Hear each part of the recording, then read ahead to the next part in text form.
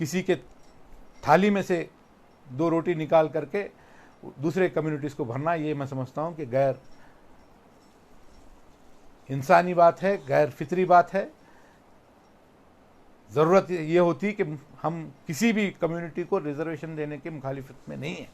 Bharatiya Janata party मुसलमानों के खिलाफ है, मुसलमानों के खिलाफ उसकी सोच है, मुसलमानों को तकलीफ़ देने की बात वो कर रही है। मुसलमानों को हुकूमत की तरफ से, एडमिनिस्ट्रेशन की तरफ से थोड़ी सी भी अगर रियायत मिलती है तो उनको बड़ी तकलीफ़ हो। कितने हद तक मुसलमानों के ख़िलाफ़ अपने दिल में जहर रखे हैं, मुसलमानों को कमज़ोर करने के लिए मुसलसल तौर पर ये कोशिश कर रहे हैं। बहुत सारे रिपोर्ट्स जो हुकूमत ने की हैं, चाहे वो सच्चार हो, रंगनाथ मिश्रा कमेटी हो, नंजुंडप्पा कमेटी हो, जितने भी रिपोर्ट्स हैं, इन तमाम रिपोर्ट्स में साफ तौर पर जाहिर है कि मुसलमानों को तमाम शोबों में पिछड़ा रखा गया है। मुसलमानों का जो पोजीशन है, उस पोजीशन बहुत ख़राब है। अस्सलाम वालेकुम रहमतुल्लाहि व बरकातहू। आदाब, नमस्ते। कर्नाटका के चीफ मिनिस्टर बोम्माई ने कैबिनेट मीटिंग में ये फ़ैसला किया कि कर्नाटका में जो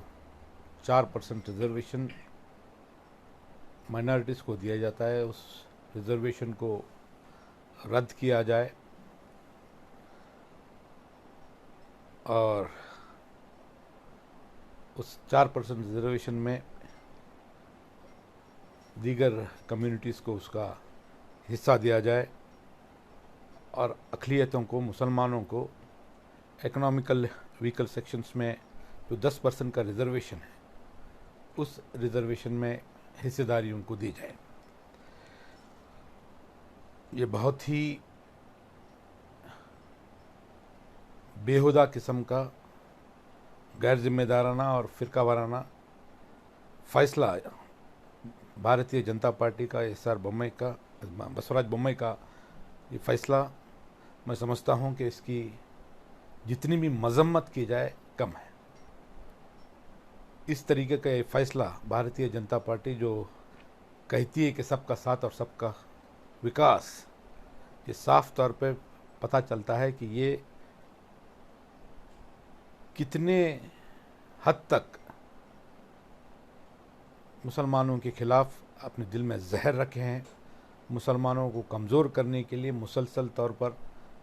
ये कोशिश कर रहे हैं। आज मैं समझता हूँ कि इस तरह का फ़ैसला लेना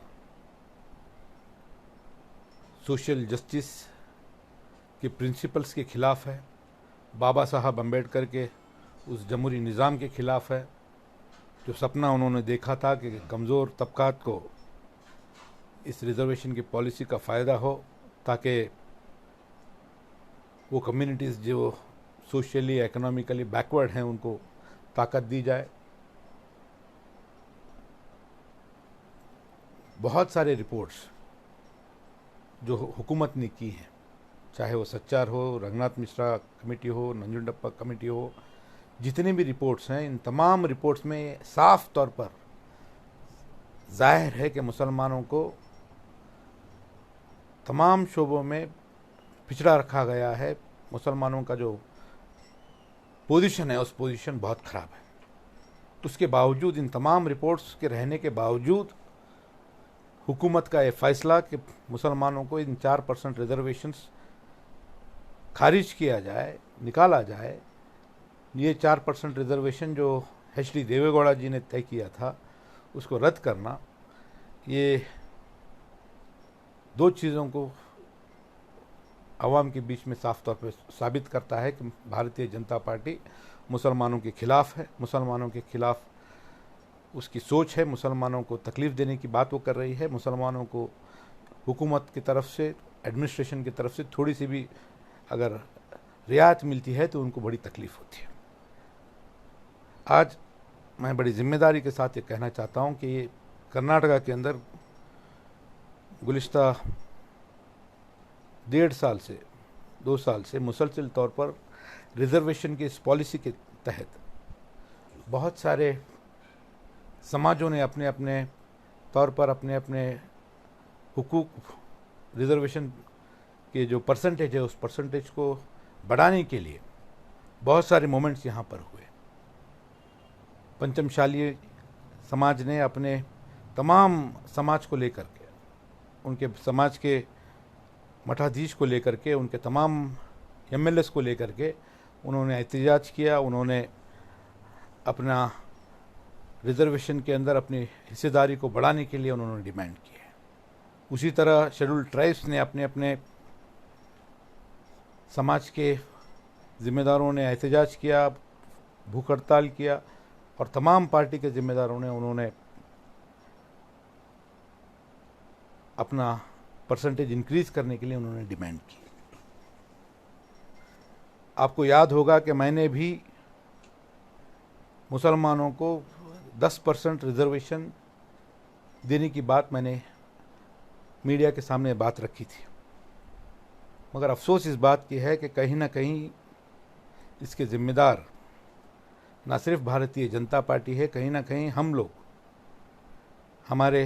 इलेक्टेड रिप्रेजेंटेटिव्स और जो जिम्मेदार हैं, उनकी भी जिम्मेदारी बनती थी कि वो तमाम कम्युनिटीज़ को, जबकि इस रिजर्वेशन के इस डिबेट को इतनी बड़ी पैमाने पे कर्नाटका में जो मूवमेंट चल रहा था, एक तरफ जो फॉरवर्ड कम्युनिटीज़ हैं, लिंगायत के पंचमशाली कम्युनिटी है जिसके पॉलिटिकल रिप्रेजेंटेशन बहुत ज़्यादा है, इकोनॉमिकली मुसलमानों से बहुत ज़्यादा ताकतवर है, वो लोग जब एहतजाज कर रहे हैं तो हमारे मुस्लिम कायदीन, मुस्लिम जिम्मेदार खामोश बैठे हुए हैं। ये बड़ी अफसोस की बात है, बड़ी तकलीफ़ की बात है। मैं बड़ी जिम्मेदारी के साथ कहता हूँ कि जमहूरी निज़ाम में आपको हमेशा ज़िंदा रहना है, हमेशा आपको आपके अतराफ जो होने वाले मामलात के ऊपर आपको नज़र रखनी है, और आपके अपने हुकूक के लिए आप हमेशा अपनी आवाज़ को बुलंद करना, ये इलेक्टेड रिप्रेजेंटेटिव्स की, कम्युनिटी के जो ऑर्गेनाइजेशंस के हेड्स हैं, इनकी जिम्मेदारी बनती है। होना ये चाहिए था कि मुस्लिम कम्युनिटी भी इसके तहत अपनी आवाज़ को बुलंद करती। ऐसा नहीं है कि तमाम मुस्लिम ऑर्गेनाइजेशंस खामोश थे। बागलकोट में एक मीटिंग हुई थी जहां पर कर्नाटका मुस्लिम यूनिटी के नाम पर एक ऑर्गेनाइजेशन ने इसको डिमांड रखा था, मगर मैं समझता हूं कि जो सपोर्ट इलेक्टेड रिप्रेजेंटेटिव्स की तरफ से, पॉलिटिकल पार्टीज़ की तरफ से जो मिलना चाहिए था, और सपोर्ट जो है उनको नहीं मिला। उसका खामियाजा आज भारतीय जनता पार्टी बड़े प्लान्ड तरीके से, ये कम्युनिटी, मुसलमानों के ज़िम्मेदार, मुसलमानों के इलेक्टेड रिप्रेजेंटेटिव्स खामोश हैं, सोए हुए हैं, इनको कोई जिम्मेदारी का एहसास नहीं है, और वो अपने फासिस्ट पॉलिसीज़ को, कम्युनल एजेंडे को, एंटी मुस्लिम पॉलिसीज़ को बड़े आसानी से इम्प्लीमेंट कर सकते हैं। इस कि उनको ये एहसास होने पर इस तरह के बेहुदा किस्म के फैसले बसवराज बोम्मई की कैबिनेट ने लिया है। मैं इस फैसले को कंडम करता हूं, और मुसलमानों को ईडब्ल्यूएस कैटेगरी में डालकर 10% रिजर्वेशन के अंदर उनको ब्राह्मण्स के साथ, फारसियों के साथ, जैन के साथ कंपटीशन करने के लिए आप अगर कहते हैं, अगर ये सोचते हैं कि मुसलमान एजुकेशनली, सोशली उतने ताकतवर हैं कि वो ब्राह्मण कम्युनिटी के साथ अगर कंपटीशन कर सकते हैं, तो इतने,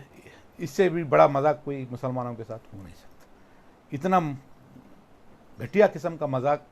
भारतीय जनता पार्टी की हुकूमत कर रही है। आज रिपोर्ट्स बताती हैं कि बहुत से शोबों में मुसलमानों की हालत हमारे दलित भाइयों से भी पिछड़ी हुई है। ये रिपोर्ट्स आपके पास हैं। रिपोर्ट्स आप रखने के बावजूद आप अगर 4 मुसलमानों को ईडब्ल्यूएस कैटेगरी में 10% इकोनॉमिकली बैकवर्ड के रिजर्वेशन के लिए आप कॉम्पीट करने के लिए अगर आप डायरेक्ट कर रहे हैं, तो आप मुसलमानों के इस एंटायर पॉलिसी को जो है, रिजर्वेशन का जो सोच है, जमहूरी कॉन्स्टिट्यूशन का जो प्रिंसिपल है कि सोशल जस्टिस इस मुल्क में रहने वाले तमाम बासिंदों को, तमाम हिंदुस्तानियों को इस मुल्क के अंदर तरक्की करने के लिए, जो सोशली इकोनॉमिकली बैकवर्ड हैं, उनको एनकरेज किया जाए। उस पॉलिसी के खिलाफ भारतीय जनता पार्टी ने ये डिसीजन लेने के ज़रिए बता दिया है कि यहाँ पर उनकी कोई सोच नहीं है। मैं तमाम मुस्लिम दानिशमंदों से जो एक फ़िक्र लेकर के निकले हैं, मैं उम्मीद करता हूँ कि आगे इस डिसीजन के खिलाफ कानूनी लड़ाई लड़ी जाएगी और इस इलेक्शन के करीब इस तरह का फ़ैसला लेना ये पॉलिटिकल एडवांटेज लेने के नीयत से हो या मुसलमानों को कमज़ोर साबित करने के लिए हो, मुसलमानों को कॉर्नर कर कर पोलराइज करने की नीयत से अगर किया गया है, किसी भी नीयत से किया गया है, ये नाकाबिले बर्दाश्त है। मुस्लिम कम्युनिटी इस चीज़ को बर्दाश्त नहीं करेगी और इसके खिलाफ हम तमाम लोग, गुलबर्गा के तमाम जिम्मेदारों नहीं बल्कि कर्नाटका के अंदर जितने भी मुसलमान हैं, वो तमाम मुसलमानों की एक फीलिंग है, उनको ये महसूस हो रहा है कि आज हमको एक होकर के इस भारतीय जनता पार्टी के खिलाफ हमको लड़ना है। हमारे जनता दल सेकुलर के एचडी कुमार स्वामी साहब ने भी इस पॉलिसी को कंडम किया है और 4% रिजर्वेशन को निकाल करके वक्कलिगा कम्युनिटी को और लिंगायत कम्युनिटी को देना, ये मैं समझता हूँ कि किसी के थाली में से 2 रोटी निकाल करके दूसरे कम्युनिटीज़ को भरना, ये मैं समझता हूँ कि गैर इंसानी बात है, गैर फितरी बात है। ज़रूरत ये होती कि हम किसी भी कम्युनिटी को रिजर्वेशन देने के मुखालिफत में नहीं है, मगर आप हमारे जो 4% हैं इसको बढ़ा करके आप कम से कम 10% हमने मांग की थी, कम से कम 7% आज के इस वक्त को देखते हुए, हमारे मुसलमानों के हालात को देखते हुए, मुसलमानों के सोशल कंडीशन को देखते हुए, उनके इकोनॉमिक कंडीशन को देखते हुए, उनका गवर्नमेंट रिक्रूटमेंट्स में पार्टिसिपेशन को देखते हुए कम से कम 7% रिजर्वेशन होना ही चाहिए वर्स्ट कंडीशन के। उसके बावजूद आप निकालते हैं तो आपको शर्म आना चाहिए। आपको इस पॉलिसी के खिलाफ मैं अपील करता हूं कि तमाम हिंदू भाइयों को भी अपील करता हूं जो चाहते हैं कि इस मुल्क के अंदर, इस रियासत के अंदर तमाम मज़हब के लोग तरक्की करें और कर्नाटका दुनिया एक आइडियल स्टेट, मैं समझता हूँ कि हिंदुस्तान के अंदर सबसे पहला स्टेट था जहाँ पर मुसलमानों को 4% रिजर्वेशन दिया गया, दूसरे किसी रियासत में नहीं दिया गया था। उसको, इस पॉलिसी को रद्द करना, हम तमाम लोगों को एक होकर के हमको इस फासिस्ट ताकतों के खिलाफ हमको लड़ना है और इंशाअल्लाह ताला ये कानूनी लड़ाई हम लड़ेंगे और इसको जो है, इस पॉलिसी को, इस चीज़ के लिए किस तरह से हम रोक सकते हैं, ज़रूर हम जो है इसको रोकने की कोशिश हम करेंगे